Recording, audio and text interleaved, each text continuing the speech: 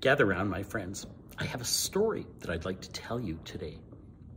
This, by the way, is my spot. In fact, this has been what I call my waiting spot. And I've been waiting for a long time. I've spent countless days just sitting here and wondering and praying and waiting. But you know, in Jerusalem, we're all used to waiting, aren't we? In fact, one could say that it's been built into our DNA for the Jews to wait.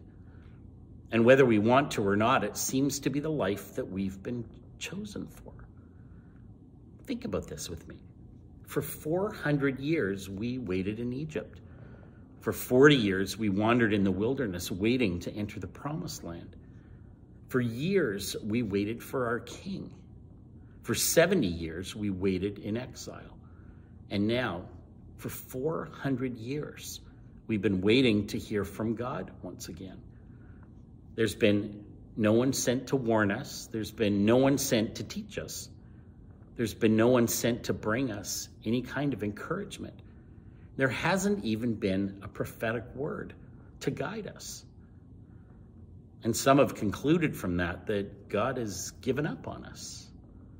Others think that he's so mad at us for our constant doubting and questions.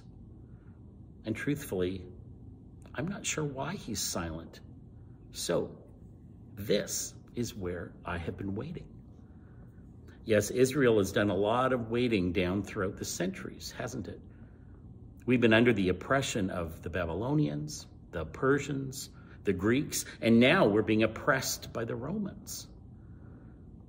And we've been waiting for the one who's been promised, that anointed one, the Holy One, the Messiah, the Christ to come. And this is where I have done most of my praying and waiting for him. But I'm not waiting anymore, for my dream has come true, and it is more wonderful than I ever could have imagined. Oh, perhaps I should tell you who I am. Well, my name is Simeon. I love my name. Simeon is such a good name, and it means I hear and obey. And it's a name that I have attempted to live up to, especially when it comes to my relationship with my God. I've always tried to listen for his voice, and it has been such a privilege to get to know him through my readings of the Holy Scriptures. And I obey him in every way. And I pray often to him as I sit here in my waiting spot. Did I tell you that this is my waiting spot? And I've been sitting here and waiting for such a long time, but not anymore. You see, something recently happened to me. You see, many years ago, I was given a promise. God promised me that I would meet the one whom God would send as the Savior of Israel. In fact, I was told I was not going to die until I met him. And I've often wondered just how he would come. I mean, what would his coming even look like? What would he look like? Where would he come from? And who would he choose to tell about his coming? I've had so many questions, and I've also wondered what kind of a man he would be. I knew, of course, that he would be a descendant of David. We're told that by the prophets. But I was curious. Could it be that he would come from some family with political connections? Could it be that he would come as a great and charismatic rabbi? Or could it be that he would come as a man with tremendous savvy and be able to influence others? And so this is where I have been waiting, and this is where I've been wondering. You're never going to believe this, though, but yesterday I met the Messiah. All these days and months and years that I've been sitting here and praying and waiting, and finally I saw him with my own two eyes. And I knew it just as soon as I saw him. In fact, it was revealed to me. God's very Spirit told me that he was the Messiah. You can ask me how I knew, but I really can't explain it. I just knew. And I'll admit it, I was caught off guard by it. I was surprised. I was in awe. And I was amazed. For when the Lord promised me that I would meet him, he never told me how old I would be. I'm not sure exactly what I was expecting. Maybe I was expecting some great man to come in and make his mark on Jerusalem. And it never occurred to me that he would start out as a baby. It never occurred to me that God would send his Messiah as this small, frail, innocent child. But it hit me when I saw him, and I knew the Messiah has come, not as a man, but as a baby. And this is what happened. This normal-looking couple was coming to the temple for the prescribed ceremony after giving birth. You see, the mother of a male child must come to the temple for the purification ceremony 40 days following the birth of her child. Until that time, she couldn't go out of the house. She was not permitted to go into the temple, and she wasn't even permitted to do anything religious in nature. Now, this couple, they looked like an ordinary couple.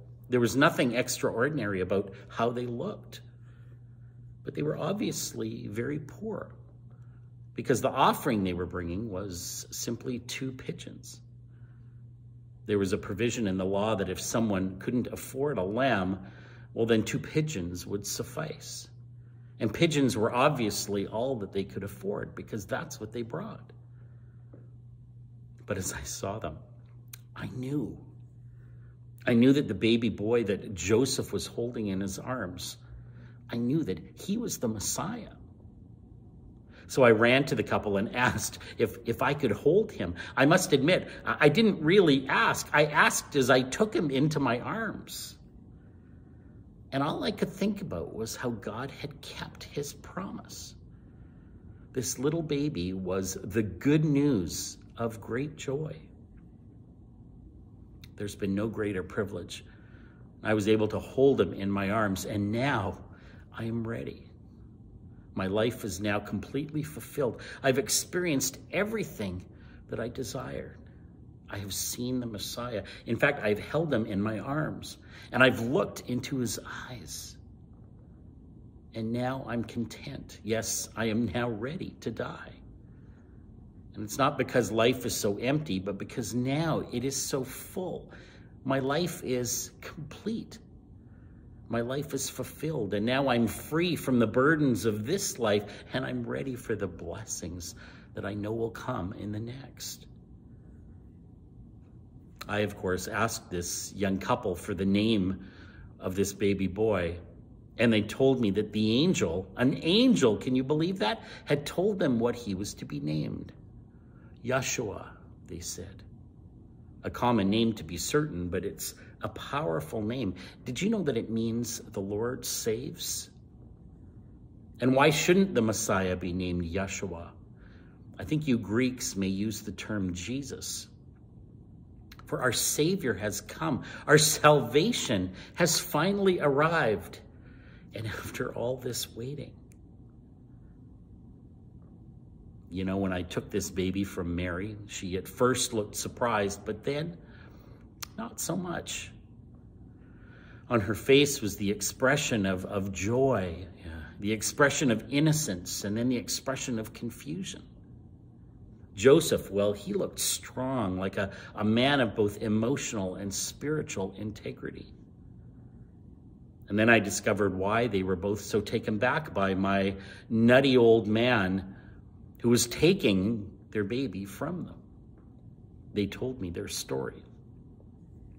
They told me the story of how God had spoken to both of them through angels. They told me about their journey to Bethlehem. They told me about how they couldn't even find a place to stay in Bethlehem and how there was no room in any inn for them. They told me of the birth of their baby boy. They told me of these strange shepherds that just showed up out of nowhere because angels apparently told them where they could find the Messiah. So much had happened to them in the past couple of months. And all of this caused us to marvel at how God was working. I was amazed, and I wondered to myself what more could be ahead for this couple. And then God showed me. In fact, I had a vision that brought tears to my eyes. It was not going to be an easy road ahead for this Messiah. He will not receive a hero's welcome that I would have expected. He will not rescue us from the Roman occupation. And though the poor and the crippled will welcome him, the priests and the Pharisees, well, they will not. And I saw the shadow of a cross on the outskirts of Jerusalem in my vision. This vision was breaking my heart. This baby boy will be controversial and he will be divisive. He will raise up those who will trust him, but he will also be a stumbling block for those who oppose him. This baby boy will force every living creature to decide. I had to warn Mary, and as I did, her heart broke. She will suffer too, as will her son. This is salvation, but oh, what a price it will cost. So this is where I have been waiting, but I'm waiting no more. May I encourage you today to have the eyes of faith. This Messiah is a gift worth waiting for. He's a gift worth receiving. May I ask you today, what are you looking for? Are you looking for joy? Are you looking for hope? Are you looking for peace? Because it is the Messiah that brings all of those things. Please don't be content to go through life without Yeshua, the Messiah. My friends, he is worth waiting for, and he is worth receiving. He is worth seeking.